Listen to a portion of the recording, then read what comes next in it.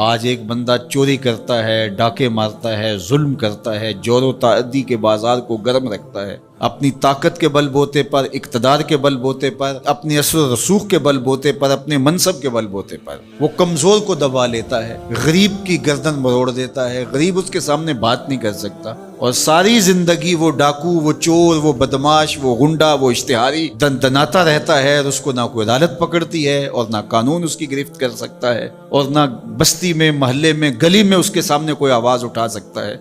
اور کمزور ساری زندگی پسا رہتا ہے۔ تو مرنے کے بعد اس لیے وہ عدالت رکھی گئی ہے۔ اللہ تعالیٰ نے قرآن مجید میں ارشاد فرمایا قیامت کے دن کیا ماننے والے اور انکار کرنے والے دونوں، کیا ہم ان کے ساتھ ایک جیسا سلوک کریں گے؟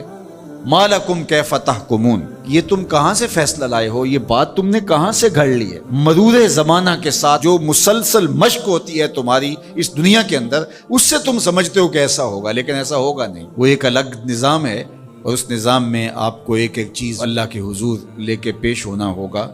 تو کہا واتقوا یوما، اس دن سے ڈرو، لا تجزی نفس عن نفس شیئا، کوئی جان کسی جان کی جزا نہیں بنے گی، کوئی جان کسی جان کا بدلہ نہیں بنے گی کہ اس جگہ مجھے رکھ لو۔ کوئی بننا بھی نہیں چاہے گا، اگر کوئی بنانا بھی چاہے تو کوئی بننا ہی نہیں چاہے گا۔ یوم یفر المرء من اخیہ وامہ وابیہ، اس دن باپ بھی کہے گا کہ میں اس کا ذمہ دار نہیں ہوں، بیوی کہے گی میں اپنے شوہر کی ذمہ دار نہیں ہوں،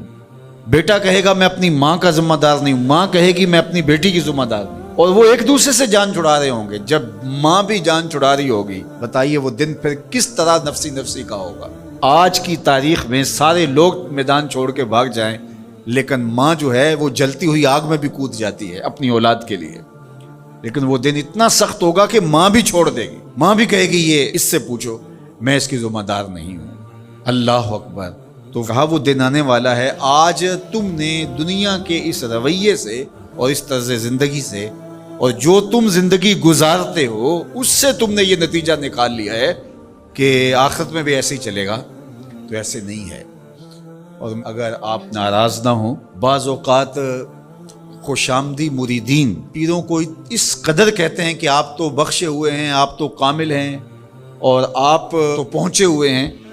اور وہ سن سن کے بچپن سے جب آنکھ کھولتا ہے وہ شہزادہ آغوش مادر سے جب نکل کے وہ خانقاہ کے ماحول میں آتا ہے تو وہ یہی سنتا ہے کہ یہ کوئی الگ مخلوق ہے، تو آہستہ آہستہ اس کی طبع کے اندر بھی یہ راسخ ہو جاتا ہے کہ مجھے تو کوئی پرسش نہیں ہوگی، میں تو شریعت سے، قانون سے، اخلاقیات سے مبرہ ہوں۔ ہم نے دیکھا ہے کہ پیروں کے بیٹے بالکل نوخیز بچے بوڑھے سفید داڑھیوں والوں کی تذلیل کر رہے ہوتے ہیں اور ان کو غلاموں کی طرح سمجھ رہے ہوتے ہیں۔ ان کا خیال ہے کہ ہم ان کے اوپر جو ہے وہ کوئی حاکم بن کے آئے ہیں۔ یہی سیاستدانوں کا حال ہے، یہی باقی طبقات کا حال ہے۔ تو وہ ماحول ایسا ان کو دیا جاتا ہے، اور وہ پھر آہستہ آہستہ یہ سمجھتے ہیں کہ ہم تو بخشے ہوئے ہیں، اور ایسا ہوتا ہے کہ وہ بیچارے دعا سے بھی محروم ہو جاتے ہیں۔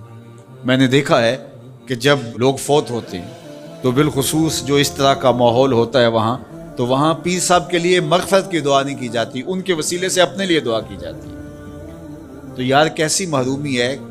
کہ جو دعائیں مغفرت کی، غفران کی، باوجود کے پیغمبروں کے دامن پہ کوئی گناہ کا دبا اور داغ نہیں تھا، لیکن اللہ سے وہ استغفار بھی طلب کرتے رہے اور اپنے لیے غفران و رحمت کی دعائیں بھی مانگتے رہے۔ اصحاب پیغمبر، اولاد رسول سب یہ کچھ کرتے رہے، لیکن آج جو ہے وہ مجھے اچھی طرح یاد ہے کہ ایک دفعہ ہم کہیں فاتحہ پڑھنے گئے، بہت پرانی بات بھی نہیں ہے، کوئی 10 سال پرانی بات ہوگی، تو وہ جو صاحب فوت ہوئے تھے تو میں نے غفران و مغفرت کا کوئی لفظ کیا تو میری طرف بڑی تیکھی نظروں سے لوگ لکھنے لگے،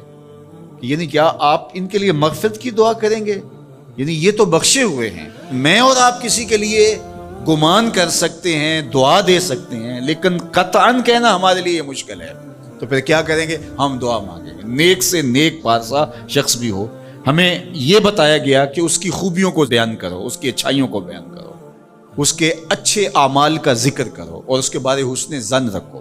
لیکن اس کی مغفرت کے لیے دعا کرو۔